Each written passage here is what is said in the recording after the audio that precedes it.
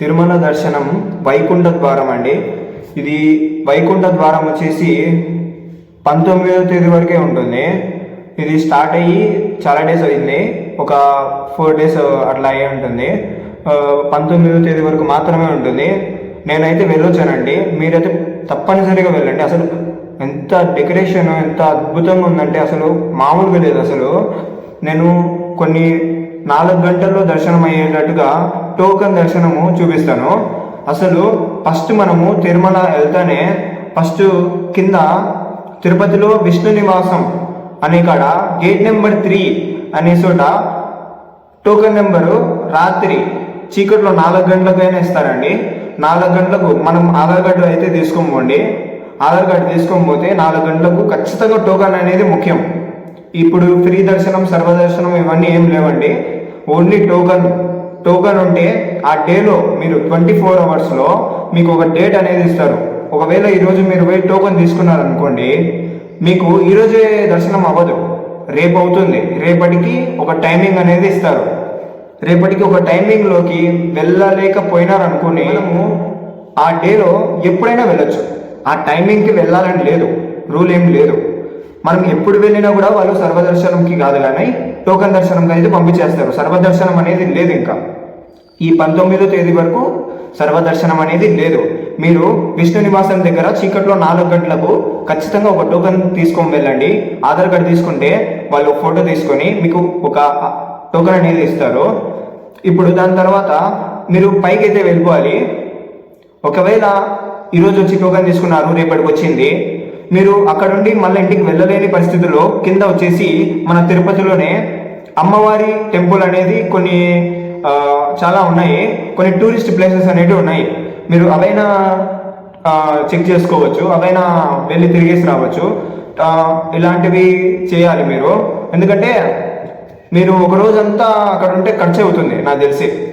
లేదు మేము ముందుగానే ఒక రోజు వచ్చి తీసుకొని వెళ్ళి మళ్ళీ వస్తామని చెప్పేసి మీ ఇష్టము. కాకపోతే అన్నీ మీకే ఖర్చు. మీరు ముందుగానే వచ్చి టోకెన్ తీసుకొని అయితే తిరుమల దర్శనంకి అయితే వెళ్ళండి. ఇంకా మీకు 50 రూపీస్ రూమ్స్ అయితే అవైలబుల్ ఉన్నాయి. సిఆర్ఓ ఆఫీస్ పక్కన 50 రూపీస్ రూమ్స్ అయితే అవైలబుల్ ఉన్నాయి. మీరైతే ఫోన్ నెంబర్ కూడా ఇస్తాను పైన స్క్రీన్లో.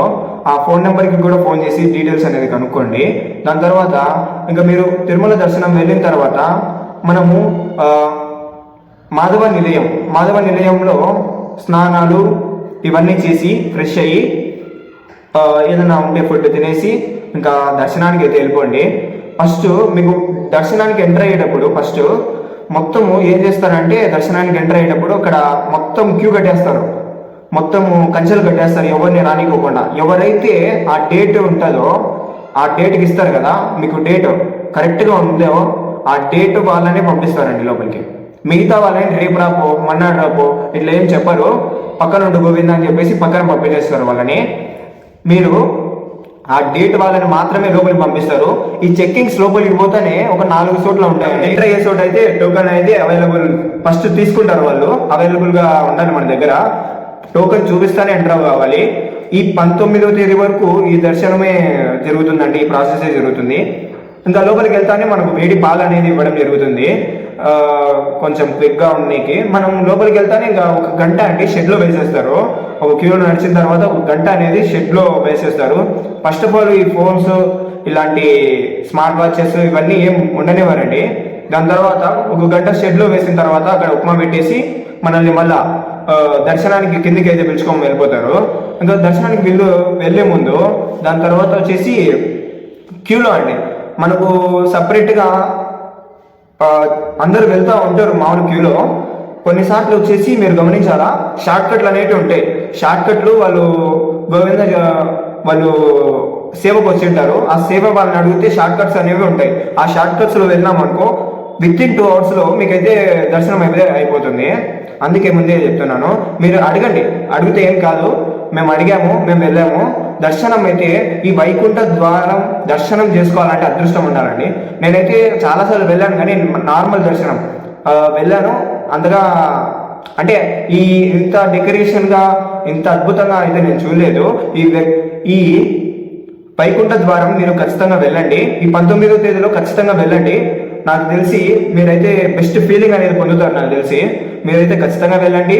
నేను కొన్ని డీటెయిల్స్ అనేది కూడా ఇవ్వడం జరుగుతుంది దాని గురించి. మీరు ఫస్ట్ లోపలికి వెళ్తానే పూలతో అలంకారం అనేది మొత్తం తిరుమల అంతా అలంకారం అంతా పూలతో ఉంటుంది.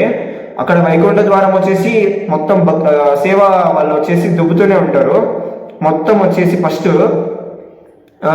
మీరు ఫస్ట్ లోపలికి వెళ్తానే పూల అలంకారంతో మీకు ఆహ్వానం పలికేస్తారు. పూల అలంకారంతో మొత్తం అంతా కానొస్తుంది మీకు. ఆ పూల అలంకారంతో కనొచ్చిని లోపలికి మెల్లమెల్లగా పంపిస్తూ ఉంటారు.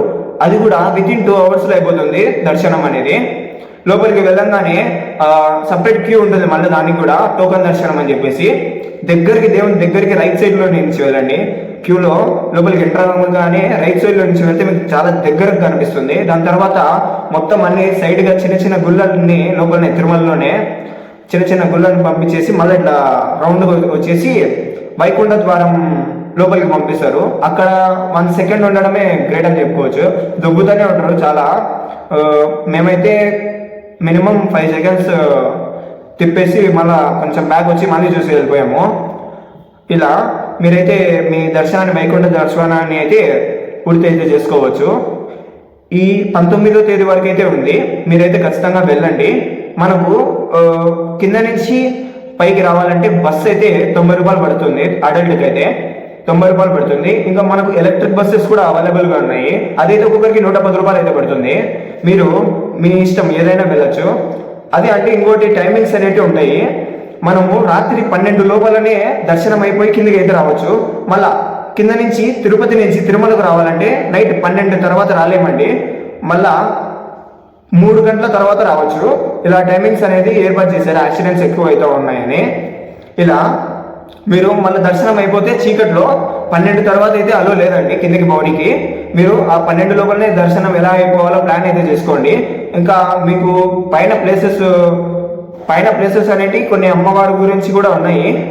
అవైతే నేను మళ్ళీ డీటెయిల్స్లో మళ్ళీ నెక్స్ట్ వీడియోలో అయితే తెలుపుతాను. ఇప్పుడైతే మీరు ఖచ్చితంగా నేను చెప్పినట్టు పాటించండి. కాకపోతే అది మీ ఇష్టము. నీట్గా అయితే నేను చెప్పాను నాకు తెలిసి. ఈ వీడియోతో మీకైతే కొంచెం క్లారిటీ అనేది వచ్చింది. ఈ వీడియో ఎలా ఉందో కామెంట్ చేయండి, సబ్స్క్రైబ్ అయితే చేసేయండి. మళ్ళీ కొత్త వీడియోస్ కోసము నా ఛానల్ని అయితే సబ్స్క్రైబ్ అయితే చేసేయండి ఫస్ట్. ఇంకా మీ ముందుకు మరొక వీడియోలో వస్తాను. బాయ్.